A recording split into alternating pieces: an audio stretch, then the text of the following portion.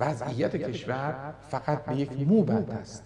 صنعت زدایی واقعا در ایران وجود داره. دلیلش احتکار هست، دلیلش محیط تورمی هست. حالا ببینید فردی که مطلقاً آشنایی با علم اقتصاد نداره چه توصیه میکنه. اومده نسبت نقدینگی به تولید ناخالص ملی ایران رو مقایسه کرده با ژاپن. بعد میگه شما چند برابر این نقدینگی میتونید باز نقدینگی ایجاد کنید، در اختیار جامعه قرار بدید. این فرد اطلاع نداره که اگر تو نقدینگی الان نسبت نقدینگی پایینتره و نرخ تورم به مراتب بالاتره، دلیلش این هست که سرعت گردش پول در کشور شما میتونه به شدت رشد کنه یا تقاضای مبادلاتی پول پایین هست. تقاضای مبادلاتی پول یک مسئله بسیار مهم در سیاست‌گذاری پولی و در سیاست‌گذاری اقتصاد کلان هست. تقاضای مبادلاتی پول یعنی چی؟ یعنی مردم علاقه‌ای ندارن پول نقد نگه بدارن. حتی مردم علاقه ندارن پول‌ها رو در بانک پارک کنن. علاقه مردم این است که اگر پولی به دست میارن، طلا بخرن، ارز بخرن، از کشور خارج کنن. توی بازارها میچرخه این پول و سرعت گردش دقیقاً.